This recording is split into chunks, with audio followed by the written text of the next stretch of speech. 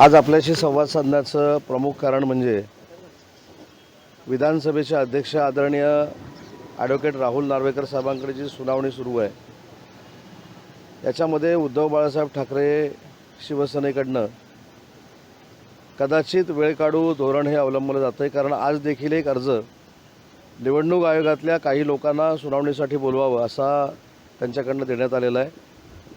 आम्हाला लवकर न्यायाची अपेक्षा आहे, कारण आपण जर सुनावणीमध्ये बघितलं तर मुख्य प्रतोद ज्या पद्धतीनं त्या ठिकाणी उत्तरं देत आहेत त्याच्यातनं एकनाथ शिंदेसाहेब किती योग्य होते हे देखील पुढं आलेलं आहे।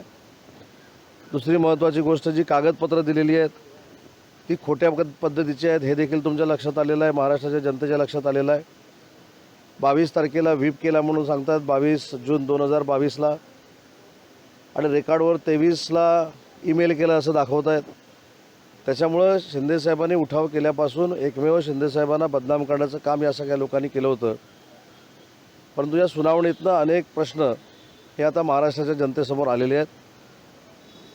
आमची सगळ्यांची विधानसभेच्या अध्यक्षांकडे ही मागणी राहणार आहे की मुख्य प्रतोद असतील किंवा अन्य त्यांचे काही प्रमुख लोक असतील यांनी जे काही कागदपत्र या ठिकाणी सादर केले त्याची पूर्ण सखोल चौकशी झाली पाहिजे। त्याच्यातले किती कागद खोटे आहेत हे देखील महाराष्ट्राच्या जनतेसमोर आलं पाहिजे। आणि एवढंच नाही, या सगळ्यांचे मोबाईल असतील, लॅपटॉप असतील, याचे फॉरेन्सिक तपासणी झाली पाहिजे आणि त्याच्यातनं देखील महाराष्ट्राच्या जनतेला कळलं पाहिजे की कशा पद्धतीनं खोटं हे विधानसभेच्या अध्यक्षांकडे सादर केलं जातं आहे। मला असं वाटतं की त्यांच्याकडे खोट्या गोष्टी सादर करणं, खोटं बोलणं याचा अर्थ सुप्रीम कोर्टाच्या आदेशाला देखील हरताळ फासल्यासारखं आहे, सुप्रीम कोर्टाचा देखील अवमान आहे। आणि म्हणून सगळ्या चाललेल्या सुनावणीच्या गोष्टी या महाराष्ट्राच्या जनतेला कळत आहेत। या संपूर्ण याच्यातनं एवढीच विनंती आमची सगळ्यांची आहे की निकाल हा लवकर लागला पाहिजे। लवकर निकालाच्या प्रतीक्षेमध्ये आपण आहोत। परंतु आजच्या अर्जानं अशा पद्धतीची जाणीव आम्हाला झालेली आहे की विधानसभेच्या अधिवेशनामध्ये देखील ही सुनावणी लागली पाहिजे नागपूरमध्ये। त्याचा विपरीत परिणाम हा विधानसभेच्या सभागृहावर झाला पाहिजे, विपरीत परिणाम हा कामकाजावर झाला पाहिजे। आणि तो जर विपरीत परिणाम कामकाजावर झाला तर परत बाहेर येऊन बोंबाबोंब करायची ही स्ट्रॅटेजी आजमावण्यासाठी अशा पद्धतीचं हे वेळकाढू धोरण आहे। आणि म्हणून आम्ही सरकारच्या म्हणजे विधानसभेच्या अध्यक्षांना पत्र देखील दिलेलं आहे आणि विनंती देखील करणार आहोत की या सुनावणीचा निकाल हा लवकरात लवकर लागावा। ज्यांनी खोटी कागदपत्रं दिलीत ते सगळे एक्सपोज व्हावेत। ज्यांनी हे ईमेल, मोबाईल, व्हॉट्सअपवरनं जे काही केलं आहे म्हणून सुनावणीमध्ये सांगतायत त्याची फॉरेन्सिक लॅबकडनं तपासणी व्हावी। त्यामध्ये अर्ज मागे घेतल्याचं आता सांगितलं जातं आहे, त्यांच्या वकिलांनी कामात सांगितलं की आम्ही आता अर्ज मागे घेतो नाही, अर्ज मागं घेतला, कारण आता घेतला की नाही मला माहीत नाही, पण दिलाच कशाला? तुम्हाला सुप्रीम कोर्टाचे निर्णय मान्य नसतात, तुम्हाला निवडणूक आयोगाचे निर्णय मान्य नसतात, तुम्हाला विधानसभेच्या अध्यक्षांच्या निर्णयावर पुढं काय होईल हे तुमचे वकील येऊन बोलतात।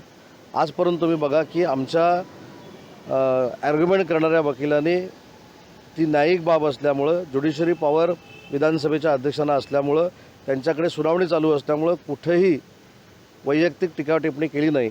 परंतु ज्या संस्थांमध्ये आपल्या बाजूनं निर्णय लागतो ती संस्था चांगली आणि ज्या संस्थांमध्ये आपल्या बाजूनं निर्णय लागत नाही ती संस्था वाईट, अशा पद्धतीचा काही लोकांचा दिनक्रम आहे। आणि म्हणून मला असं वाटतं की याची फॉरेन्सिक आणि सखोल चौकशी झाली पाहिजे। उद्धव ठाकरेंनी पत्रकार परिषद घेऊन आता संपूर्ण कर्जमाफी, शेतकऱ्यांना कर्जमाफीची मागणी केलेली आहे आणि तात्काळ ज्या नुकसान भरपाई झालेली आहे त्यांना मदत करण्याची मागणी केली आहे। महाराष्ट्राच्या शेतकऱ्यांच्या मागं एकनाथ शिंदेसाहेबांचं, देवेंद्रजींचं, अजितदादांचं सरकार हे ठामपणानं उभं आहे।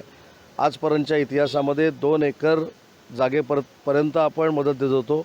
आता 3 एकर, पहिलं 1 एकरमध्ये करत होतो, नंतर 2 एकर आम्ही केलं, आता 3 एकर करण्याचा प्रस्ताव एकनाथ शिंदेसाहेबांनी पुढं आणलेला आहे। अवकाळी पावसाला कधीही मदत मिळत नव्हती, ती देखील देण्याचा निर्णय एकनाथ शिंदेसाहेबांच्या नेतृत्वाखाली झालेला आहे। अनियमित पाऊस पडतो त्याला देखील मदत देण्याचा निर्णय झालेला आहे आणि शेतकऱ्यांच्या मागं मदतीसाठी सरकार ठामपणानं उभं राहील हा माझा सरकारच्या वतीनं शब्द आहे। परंतु ज्यांनी कोणी पत्रकार परिषद घेतली त्यांनी हे आत्मचिंतन करणं गरजेचं आहे की आपलं सरकार असताना आपण किती वेळा बांधावर गेलो, आपण किती वेळा 100% कर्ज माफ केलं, आपण 50,000 रुपये जाहीर केले ते देखील दिले का, ते देखील एकनाथ शिंदेसाहेबांना द्यावे लागलेत।